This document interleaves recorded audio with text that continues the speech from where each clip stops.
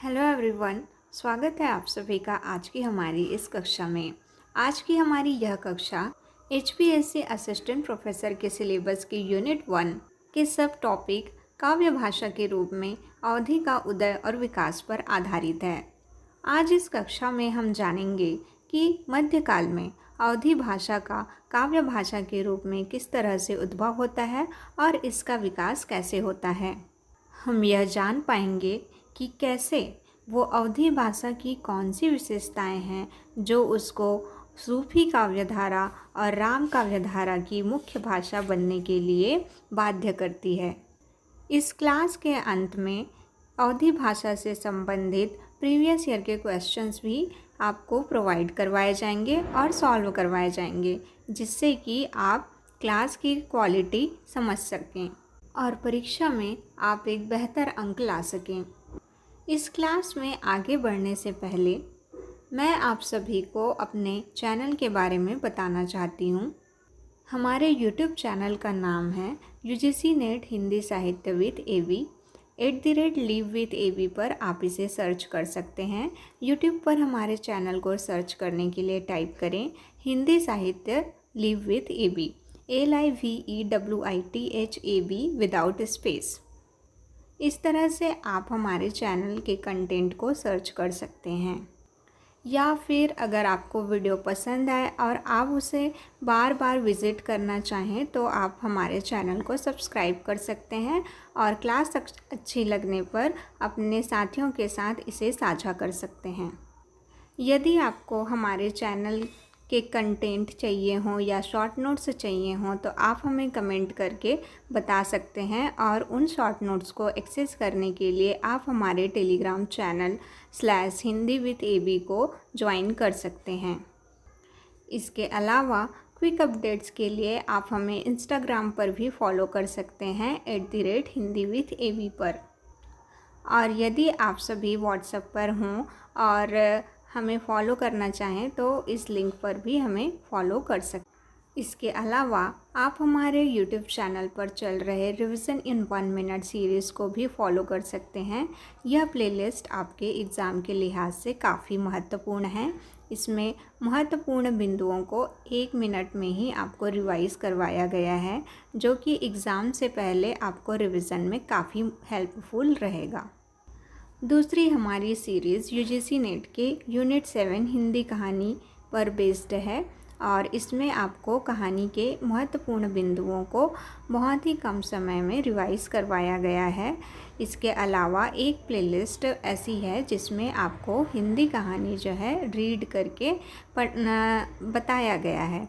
इसमें यदि आप कहानी को जल्दी जल्दी रीड करना चाहते हैं अपने समझने के लिए तो हमारे इस प्लेलिस्ट को भी विज़िट कर सकते हैं।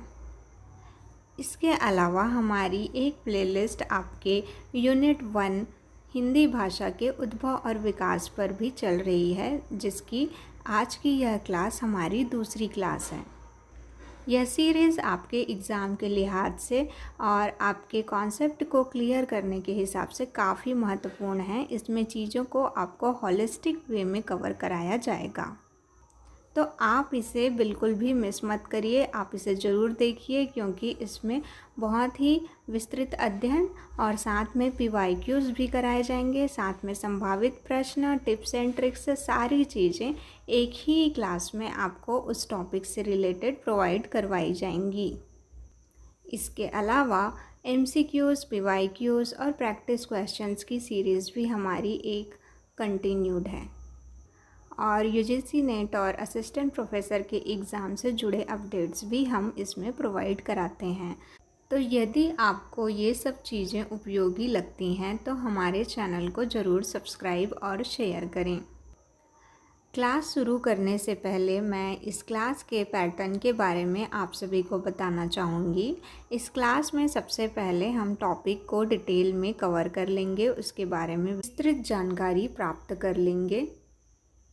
उसके बाद आपको प्रीवियस ईयर के क्वेश्चंस और संभावित प्रश्न प्रैक्टिस करवाए जाएंगे। फिर हम आपको तथ्यों को याद रखने के टिप्स एवं ट्रिक्स भी शेयर करेंगे। तो इस तरह से इस टॉपिक को हॉलिस्टिक वे में कवर करने का हमारा संपूर्ण प्रयास रहेगा और कोशिश रहेगी कि एग्ज़ाम के दृष्टिकोण से आपको हर एक चीज़ जो है यहाँ कवर करवाई जाए। तो चलिए शुरू करते हैं आज की हमारी क्लास, जिसका शीर्षक है काव्य भाषा के रूप में अवधि का उदय और विकास। आज की यह कक्षा हिंदी साहित्य के सभी विद्यार्थियों के लिए और सभी कंपटीशन एग्ज़ाम देने वाले विद्यार्थियों के लिए महत्वपूर्ण है। तो चलिए अवधी भाषा के बारे में जानने से पहले हम उसके क्षेत्र को यानी कि अवध को अच्छे से जान लेते हैं। अवध जो कि उत्तर प्रदेश का एक क्षेत्र है और अवधी भाषा जो है इसी क्षेत्र में बोले जाने वाली भाषा है। अब आपके मन में यह क्वेश्चन आ रहा होगा कि अवध का क्षेत्र कौन सा है, उत्तर प्रदेश में यह कौन से क्षेत्र को हम अवध के नाम से जानते हैं। तो यह क्षेत्र जो है लखनऊ फैजाबाद के आसपास का क्षेत्र है। इस क्षेत्र में लखनऊ, उन्नाव, रायबरेली, लखीमपुर खीरी, सीतापुर, गोंडा, बहराइच, प्रतापगढ़, सुल्तानपुर, बाराबंकी, फैजाबाद, फतेहपुर आदि ज़िले आते हैं। इन ज़िलों के नाम आपके एग्ज़ाम के लिहाज से महत्वपूर्ण हो जाते हैं, क्योंकि आपको इन्हीं क्षेत्रों का नाम दे करके भाषा के साथ सही जोड़ी मिलान करने के लिए पूछा जाता है। अब हम जान लेते हैं कि अवधी भाषा का उद्भव कैसे हुआ। तो अवधी भाषा का उद्भव होता है अर्धमागधी अपभ्रंश से। अर्धमागधी अपभ्रंश से हमारी पूर्वी हिंदी का विकास होता है और पूर्वी हिंदी के अंतर्गत अवधी जो है एक बोली के रूप में विकसित होती है, लेकिन यही बोली अपने क्षेत्र का विस्तृत रूप ग्रहण करते हुए और साथ में अपने साहित्यिक प्रभावों के माध्यम से एक समय में संपूर्ण हिंदी जनभाषा के साहित्यिक भाषा के रूप में विराजमान होती है। अवधी की कौन से गुण थे जो उसे काव्य भाषा के रूप में परिनिष्ठित करने के लिए जिम्मेदार हैं, वो हम आगे जानेंगे। तो हम बात कर रहे थे कि पूर्वी हिंदी के अंतर्गत हमारी 3 बोलियां हैं, अवधी, बघेली और छत्तीसगढ़ी। तो इस तरह से अवधी जो है अर्धमागधी अपभ्रंश द्वारा विकसित हुई है। यह आपके एग्ज़ाम के लिहाज से बहुत ही इम्पॉर्टेंट पॉइंट हो जाता है। अवधी जो है अवध क्षेत्र में बोली जाने वाली भाषा है और अवध जो है अयोध्या का तद्भव रूप है। लखनऊ मंडल के जनपदों में सामान्यतः इसका ही प्रयोग होता है। इस बोली के लिए कोसली और बैसवाड़ी जैसे उपनामों का भी प्रयोग होता है। कोसल जो है अवध का पुराना नाम था, अतः वहाँ की बोली जो है कहलाई कोसली। अवध के क्षेत्र में बैस राजपूतों का वर्चस्व था और उनकी बोली जो है बैसवाड़ी कहलाई। और यह बैसवाड़ी जो बोली है वह रायबरेली और उन्नाव के बीच के हिस्से में बोली जाती है।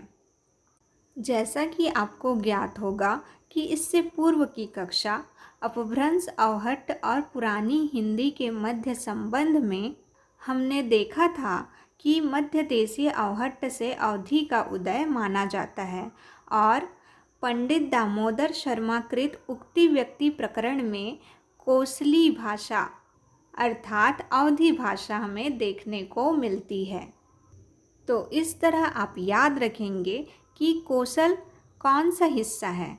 तो पूर्वी उत्तर प्रदेश को हम कोसल के नाम से जानते हैं और यह अवध का पुराना नाम माना जाता है और इसी कोसली का आधुनिक रूप ही कहलाता है अवधी। इसके अलावा प्राकृत पैंगलम में भी आपको अवधी के रूप मिलते हैं। आपको ज्ञात होना चाहिए कि Fiji, Trinidad, Guyana, Mauritius, Dubai आदि देशों में कुछ लोग अवधी में बातचीत भी करते हैं। मध्यकाल में अवधी ने प्रौढ़ता को प्राप्त किया। अवधी के 2 सबसे बड़े कवि तुलसी और जायसी इसी काल में हुए।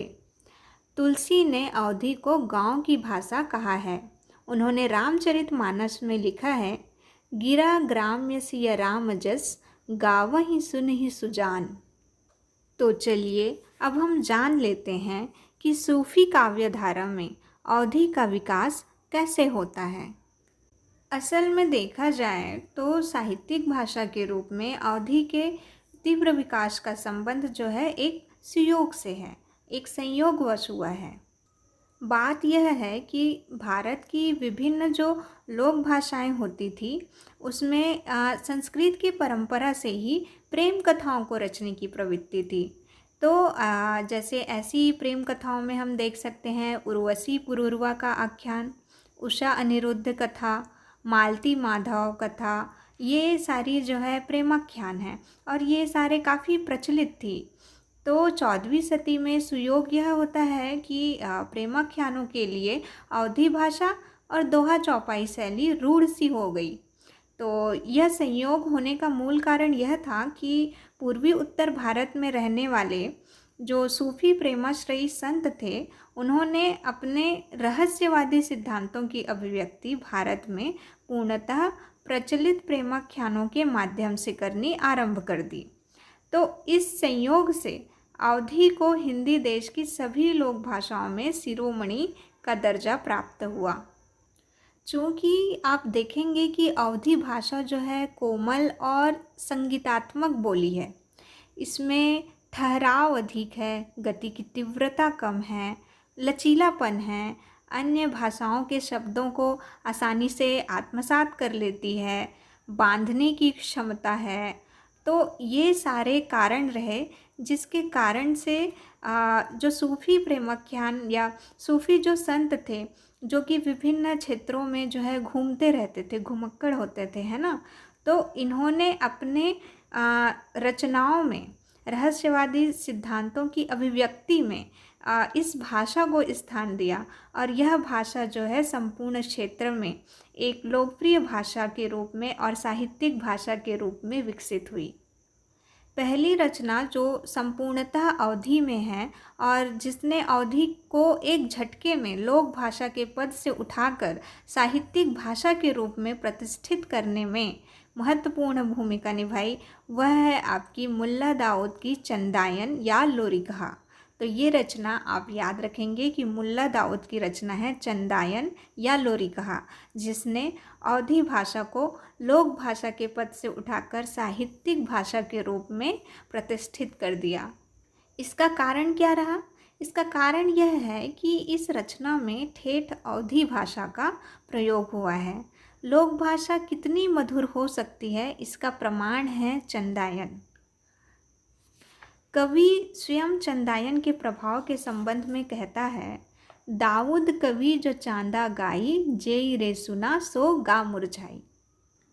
इसी परंपरा में आपको अगली रचना मिल जाएगी कुतुबन की मृगावती, जिसकी रचना 1503 ईस्वी में हुई। किंतु सूफी प्रेमाख्यानों की इस समूची परंपरा को सबसे अधिक समृद्धि प्रदान करने वाली कवि जो माने जाते हैं वो हैं मलिक मोहम्मद जायसी, जिन्होंने ठेठ अवधी का प्रयोग करते हुए 14 ग्रंथों की रचना की। इन रचनाओं में पद्मावत जो है सबसे अधिक महत्वपूर्ण है और आप सभी ने तो पद्मावत मूवी भी देखी होगी, लेकिन वो पद्मावत असल में अलग है और ये जो जायसी की पद्मावत है वो अलग है। तो जायसी की पद्मावत की रचना जिसमें उन्होंने ठेठ अवधी का प्रयोग किया है, उसकी रचना हुई है 1527 ईस्वी से लेकर के 1540 ईस्वी के बीच। तो जायसी के संपूर्ण रचना क्रम में आपको भाषा का ठेठपन देखने मिल जाएगा, देसीपन मिल जाएगा, मिठास, लोक संस्कृति, ये सारी चीज़ें उस साहित्य में अभिव्यक्त होती हैं जो लोक जीवन की स्वाभाविकता को दिखाती है। जैसे कि उदाहरण के माध्यम से हम समझें तो दवंगरा शब्द को ले सकते हैं। दवंगरा का अर्थ है अवध प्रदेश में जो मानसून की प्रथम वर्षा होती है तो उसके लिए यह शब्द जो है प्रयुक्त किया जाता है। तो यह शब्द पढ़ते ही अवध की लोक संस्कृति का चित्र आँखों के समक्ष सजीव हो उठता है। इसके अतिरिक्त जायसी की काव्य भाषा की बिंब योजना और अप्रस्तुत योजना अद्भुत है। बिंब योजना की सफलता मूलतः लोक बिंबों के निर्माण पर ही टिकी है। नागमती जो जायसी ने लिखा है, तो नागमती के वियोग प्रसंग की ये पंक्तियाँ अद्भुत रूप से बिंबात्मक हैं। आप ये पंक्ति याद रख सकते हैं, जिसे देकर आपके एग्ज़ाम में पूछा जा सकता है कि यह किस रचना से ली गई है या इसके रचनाकार कौन हैं। तो यह ली गई है नागमती के वियोग प्रसंग से और रचनाकार हैं मलिक मोहम्मद जायसी। जेठ जरै जग बह लुवारा, उठै बवंडर धिकै पहारा, चारिहु पवन झकौरे आगी, लंका दाही पलंका लागी। तो नागमती वियोग खंड जो है आपके यूजीसी नेट हिंदी साहित्य के भी सिलेबस में है, तो आप इसे ध्यान में रख सकते हैं। इसके अलावा हम इसकी एक और पंक्ति देख लेते हैं। यह तन जारों छार के, कहों की पवन उड़ाव, मकुत ही मारग उड़ी परै, कंत धरै जहाँ पाव। तो ये भी पद्मावत की जो है लाइनें हैं। तो हमने यहाँ पर 2 लाइनें देखी हैं, एक नागमती के वियोग प्रसंग से और एक पद्मावत से। चूँकि आप देख सकते हैं कि अवधी भाषा जो है कितनी मिठास लिए हुए है, और इसी मिठास को महसूस करके आचार्य शुक्ल को कहना पड़ा था कि जायसी की भाषा बहुत ही मधुर है, पर उसका माधुर्य निराला है। वह माधुर्य भाषा का माधुर्य है, संस्कृत का माधुर्य नहीं। वह संस्कृत की कोमल कांत पदावली पर अवलंबित नहीं, उसमें अवधी अपनी निज को स्वाभाविक मिठास लिए हुए है। अवधी की खालिस बेमेल मिठास के लिए पद्मावत का नाम बराबर लिया जाएगा। तो शुक्ल जी की यह लाइन आपके एग्ज़ाम के लिहाज से काफ़ी महत्वपूर्ण है। आप यह लाइन याद रख सकते हैं कि शुक्ल जी ने यह लाइन जो है जायसी के लिए कही है, और इसमें अवधी भाषा के मिठास को लेकर प्रशंसा की गई है। इसके अलावा अगर मैं और रचनाओं की बात करूं जो सूफियों की प्रेमाख्यान परंपरा में लिखी गई अवधी भाषा में, तो वे रचनाएं कुछ इस तरह से हैं। उस्मान की चित्रावली जो 1613 ईस्वी में लिखी गई, शेख नबी की ज्ञानदीप 1619 ईस्वी, कासिम शाह की हंस जवाहिर 1736 ईस्वी, नूर मुहम्मद की इंद्रावती 1744 ईस्वी और अनुराग बांसुरी 1764, शेख निसार की यूसुफ जुलेखा 1790 ईस्वी, और ख्वाजा अहमद ने नूरजहाँ, शेख रहीम ने भाषा प्रेम रस और कवि नसीर ने प्रेम दर्पण। ये जो है अवधी भाषा की रचनाएं आप याद रख सकते हैं। अब हम देख लेते हैं राम भक्ति काव्यधारा में अवधी का विकास। राम भक्ति काव्यधारा कहते ही आपके मन में तुलसीदास जी और रामचरितमानस ये दोनों ही आपके मनोमस्तिष्क में आ जाते होंगे, क्योंकि यह जो है राम भक्ति काव्यधारा की और अवधी भाषा की सबसे महत्वपूर्ण और सर्वाधिक लोकप्रिय रचना मानी जाती है। तो मध्यकाल में अवधी के काव्य भाषा के रूप में विकसित होने के पीछे एक और महत्वपूर्ण घटना का उल्लेख हमें मिलता है, जो कि है कि 15वीं शताब्दी में विशिष्टाद्वैतवादी दार्शनिक आचार्य रामानुज के शिष्य रामानंद द्वारा रामावत संप्रदाय का प्रवर्तन। देखिए, यही जो रामानंद हैं वो जो है कबीर के गुरु होते हैं, है ना। और जो रामानुज हैं, आचार्य रामानुज, वो बहुत बड़े दार्शनिक माने जाते हैं और उनका दर्शन कहलाता है विशिष्टाद्वैतवादी, जो कि आपके एग्ज़ाम में पूछा जा सकता है। तो इस वैचारिक आंदोलन का उत्तर भारत पर इतना गहरा प्रभाव पड़ता है कि एक और कबीर जैसे निर्गुण कवि राम कथा प्रसंग अपने काव्यों में समाविष्ट करने लगते हैं, तो दूसरी ओर एक राम काव्य धारा ही विकसित हो जाती है। यह काव्य धारा जो है अवधी में ही पुष्पित पल्लवित होती है और अवधी के भीतर निहित सौंदर्य को एक नए तरीके से प्रस्तुत करती यह काव्य धारा है राम भक्ति काव्य धारा। इस काव्य धारा के माध्यम से अवधी भाषा को और संपूर्ण हिंदी साहित्य को तुलसीदास जैसे एक कवि मिलते हैं जिन्होंने संस्कृत परंपरा का भी गहरा अध्ययन किया हुआ था। शुक्ल जी इनके बारे में कहते हैं कि जैसी की पहुँच अवध में प्रचलित लोक भाषा के भीतर बहते हुए माधुर्य स्रोत तक ही थी, पर गोस्वामी जी की पहुँच दीर्घ संस्कृत कवि परंपरा द्वारा परिपक्व चाशनी के भांडागार तक भी पूरी थी। तो यह लाइन तुलसीदास जी के बारे में शुक्ल जी ने कही है और यह कथन जो है बहुत ही महत्वपूर्ण कथन है। आप इस काव्यधारा में देख सकते हैं कि इसमें तत्सम शब्दों का प्रचुर प्रयोग हुआ है। जैसे हमें सूफियों की काव्य भाषा में तत्सम शब्द उतने नहीं मिलते थे, लेकिन राम काव्यधारा के कवियों की काव्य भाषा जब आप देखेंगे तो उसमें आपको तत्सम शब्द मिलेंगे।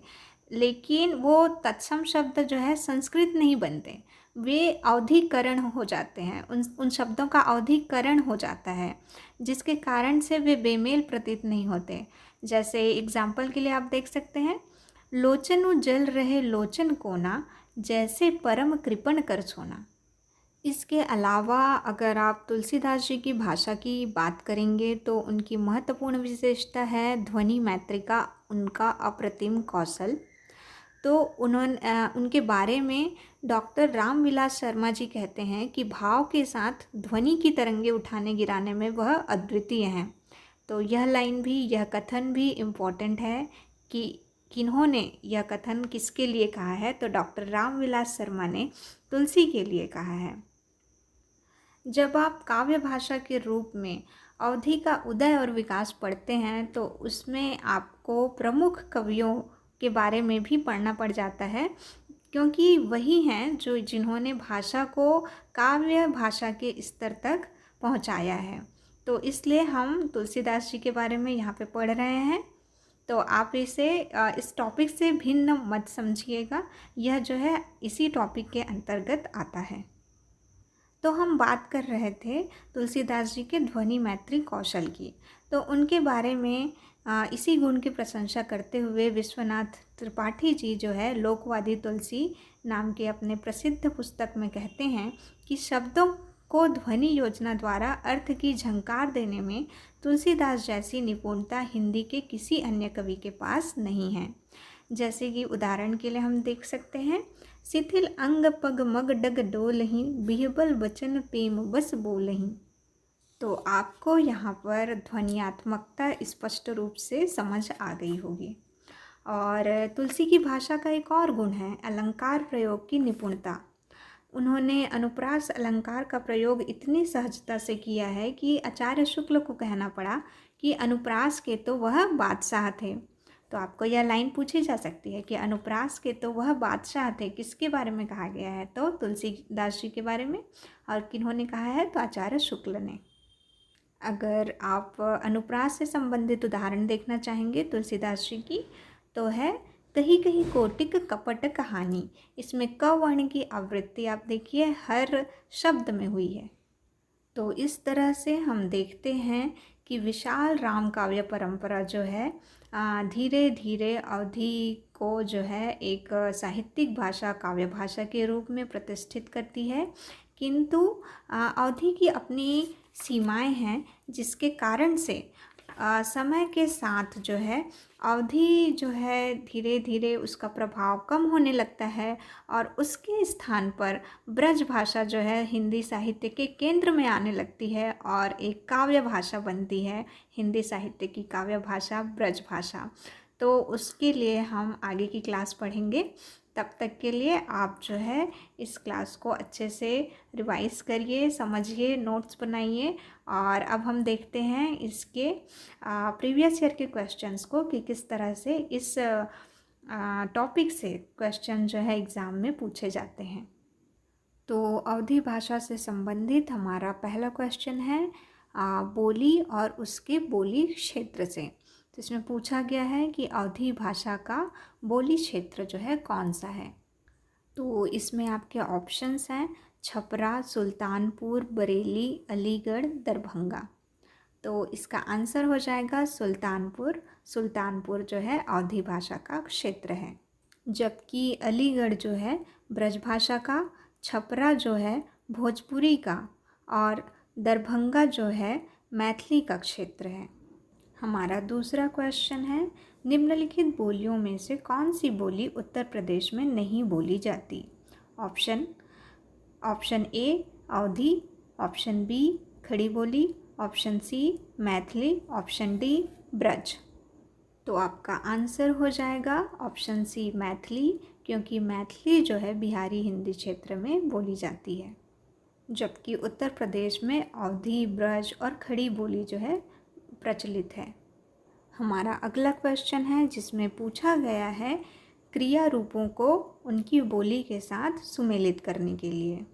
तो अवधी भाषा का क्रिया रूप इसमें हो जाएगा करहु, क्योंकि अवधी जो है उकार बहुला भाषा है, बिनु पद चले सुनय बिनु काना। तो ये जो है यहाँ पे करहु जो क्रिया रूप है वो जो है अवधी भाषा के साथ मैच हो जाएगा। इसी तरह करो के लिए बांगरू, कराओ के लिए ब्रजभाषा और करा के लिए भोजपुरी। इसके बाद हमारा अगला क्वेश्चन है जिसमें आपको पूछा गया है काव्य पंक्तियाँ और उसको उनकी भाषा के साथ हमें सुमेलित करना है। तो पहली पंक्ति है, जसुमती हरि पालने झुलावे। तो जसुमती यानी यशोदा का जिक्र हुआ है, तो इससे आप समझ सकते हैं कि कौन सी भाषा है जिसमें कृष्ण जी ज़्यादा प्रिय रहे हैं। तो वो है हमारी ब्रज भाषा। तो ए का जो है मैच हो जाएगा ब्रज भाषा से। फिर दूसरी पंक्ति है, तेहि अवसर एक तापस आवा, तेज पुंज लघु बयस सुहावा। तो यह पंक्ति हो जाएगी आपकी अवधी भाषा की। तीसरी पंक्ति है, अतिरंग स्वामी सुमिली राती, बेटी राजा भोज की। तो ये है डिंगल भाषा। और चौथी है, दखन है नगीना, अंगूठी है जग, अंगूठी को हरकत नगीना है लग। तो ये है आपकी दक्षिणी भाषा। तो चूँकि अभी हम अवधी भाषा को ही पढ़े हैं तो हमें हमारा फोकस रहना चाहिए, तेहि अवसर एक तापस आवा, तेज पुंज लघु बयस सुहावा। ये पढ़ने से ही समझ आ जाता है कि ये अवधी भाषा की पंक्तियाँ हैं। फिर हमारा अगला क्वेश्चन है, क्रिया रचना को उनके सही भाषा रूप से सुमेलित कीजिए। तो जो अयेयु हमारा पहला शब्द है, ये है अपभ्रंश भाषा का। देखो इसको हम ठीक से प्रोनाउंस भी नहीं कर पा रहे हैं, इसका मतलब ये जो है पुरानी भाषा है बहुत, है ना। और दूसरा है ऐल, तो जैल भैल, ये जो है भोजपुरी भाषा का शब्द है। फिर है आवा, तो जैसे कि हमने पहले क्वेश्चन में देखा, आवा जो है अवधी भाषा का शब्द है। और फिर है आयव, तो आयव जो है ब्रज भाषा का शब्द है। असल में ब्रज भाषा में ए की मात्रा, औ की मात्रा ये जब आती है ना तो ये हो जाती है ब्रज भाषा। और जब करहु, आवा, जावा ये जो या आई ऐसे टाइप का, या लास्ट में जिसके दीर्घ स्वर आता है तो वो जो है आपके अवधी भाषा के शब्द होते हैं। क्योंकि आप उसके चौपाइयों में देख सकते हैं, रघुकुल रीति सदा चली आई, प्राण जाई पर वचन न जाई। तो लास्ट में क्या आ रहा है, आई जाई, है ना। ऐसे ही आप देख सकते हैं, सिया राम मैं सब जग जानी। तो जानी यानी कि लास्ट में जो आता है ना वो दीर्घ स्वर आता है, ई का या आ का, तो वो जो है ना अवधी भाषा का होता है। तो इस तरह से आप याद रख सकते हैं। हमारा अगला क्वेश्चन है, भाषा रूप और उनके प्रयोक्ता, इसको सुमेलित करना है। तो हमारी पहली लिस्ट में है दक्षिणी, कोसली, ब्रजबुली और संधा भाषा। तो इसमें कोसली जो है आया है, इस कारण से यह क्वेश्चन मैंने यहाँ रखा है। कोसली जो है अवधी का ही उपनाम है, तो इस कारण से आप ध्यान रखेंगे। और इसके सूची 2 में है दामोदर पंडित, कुतुब शाह, सरहपाद, शंकरदेव अवतरे और कुतुबन। तो आपका इसका मैच जो है कैसे आप कैसे ज्ञात करेंगे। तो कोसली भाषा जो है किससे संबंधित है, हम पढ़ चुके हैं दामोदर पंडित से। तो बी का हो जाएगा आपका ऑप्शन 1, और जैसे ही आप ये मैच करेंगे आपका आंसर आ जाएगा। तो आपका हो जाएगा ऑप्शन बी, जिसमें दक्षिणी का है कुतुब शाह, कोसली दामोदर पंडित, ब्रजबुली शंकरदेव अवतरे और संधा भाषा जो है आपके सरहपाद। नेक्स्ट क्वेश्चन, ये भी आपके सुमेलित करने के लिए है भाषा और रचना को। तो एक तरफ है अवहट्ट, ब्रजभाषा, अवधी और खड़ी बोली, और रचनाएं हैं भंवर गीत, प्रिय प्रवास, कीर्तिलता, प्रबंध चिंतामणि और मधुमालती। तो इससे प्रीवियस क्लास में हम अवहट्ट पढ़ चुके हैं और आज की क्लास में हम अवधी पढ़ चुके हैं, और आने वाली क्लास में हम ब्रजभाषा और खड़ी बोली पढ़ने वाले हैं। तो इस कारण से यह क्वेश्चन जो है मैंने यहाँ रखा है। तो अवहट्ट का तो आप समझ ही गए होंगे कि कौन सी रचना जो है अवहट्ट से संबंधित है। तो अवहट्ट हो जाएगा कीर्तिलता। कीर्तिलता किसकी रचना है? विद्यापति जी की। और इससे संबंधित हमने पंक्ति भी पढ़ी थी। क्या पंक्ति थी कि देशील बना सबजन मिठा, तई तम तैसन जंपाओ अवहट्टा। दूसरी है ब्रजभाषा, तो बताने की आवश्यकता ही नहीं है, भंवर गीत। और तीसरी है अवधी। अवधी की हमारी हो जाएगी मधुमालती, है ना, क्यों ये हमने पढ़ा था कि मधुमालती जो है अवधी भाषा की रचना है। और फिर है खड़ी बोली। खड़ी बोली की रचना हो जाएगी आपकी प्रिय प्रवास, जो कि लिखा है अयोध्या सिंह उपाध्याय हरिऔध जी ने।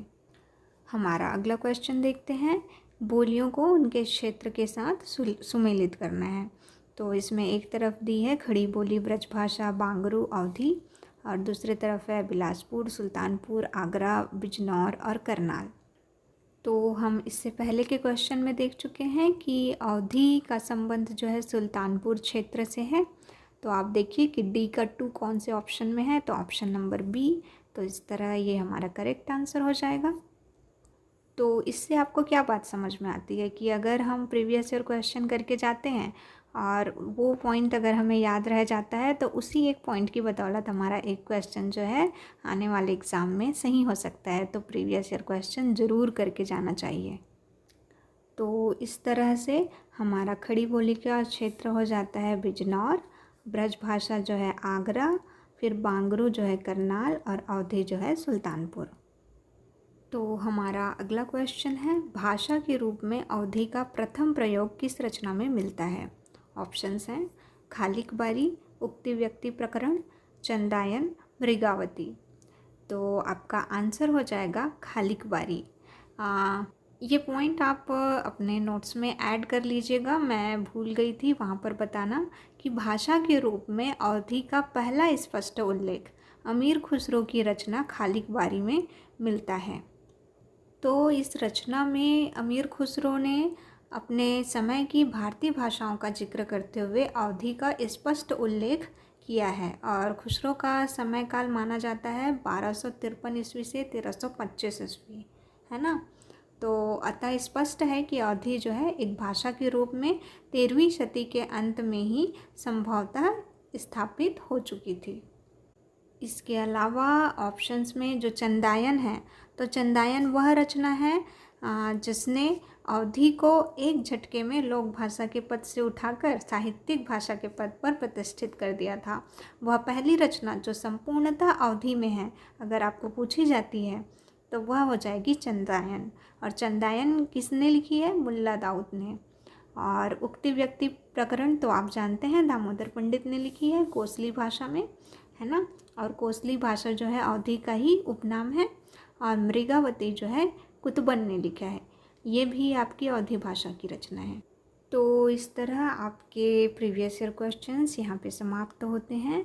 और इसके अलावा भी आपको आने वाली एग्ज़ाम्स में अवधी भाषा से संबंधित जिस तरह के क्वेश्चन देखने मिल सकते हैं वो कुछ इस तरह के हो सकते हैं, कथन कारण वाले क्वेश्चन, जिसमें कथन दिया हो और उस कथन टू दिया हो और फिर उन दोनों में संबंध पूछा हो, या फिर आपको 4-5 कथन दिए होंगे अवधी भाषा से संबंधित और पूछे जाएंगे कि उसमें कौन से सही हैं कौन से नहीं हैं। और इन कथनों में आपको पूछे जा सकते हैं कि जैसे अवधी की पहली रचना कौन सी है या सबसे प्रसिद्ध रचना कौन सी है, उसके रचनाकार कौन है, रचनाएं कौन सी हैं, बोली क्षेत्र कौन सा है ना, या फिर अवधी भाषा का कालक्रम क्या रहा है। तो ये सारी चीज़ें आपको आने वाले परीक्षाओं में पूछी जा सकती है। और जैसे कि आपने प्रीवियस ईयर क्वेश्चन पेपर में देखा कि बोली, क्षेत्र और रचनाएं काफ़ी महत्वपूर्ण हैं अवधी भाषा से संबंधित, तो आप इसे याद रख सकते हैं। आपके अभ्यास के लिए हमारे टेलीग्राम चैनल पर या फिर इस यूट्यूब चैनल पर मैं जो है अवधी भाषा से संबंधित कुछ क्वेश्चंस जो है पोस्ट करूँगी, जो आप से गुजारिश है कि आप उनके आंसर ज़रूर करिएगा, ताकि मुझे पता चल सके कि आप लोगों को कक्षाएं जो है कितनी समझ में आ रही हैं। और साथ ही आप हमारे टेलीग्राम चैनल को ज़रूर ज्वाइन कीजिए, और अगर आपको क्लास अच्छी लगती है तो ज़्यादा से ज़्यादा लोगों में शेयर करिए, ताकि सभी विद्यार्थियों को इस कक्षा का लाभ मिल सके। तो अब हम अपने नेक्स्ट क्लास में मिलेंगे, ब्रज भाषा के बारे में पढ़ेंगे। तब तक के लिए आप जो है ये हमारी क्लास को रिवाइज़ करिए, पढ़िए और ज़्यादा से ज़्यादा लोगों में इसे शेयर कीजिए। धन्यवाद। Hello everyone.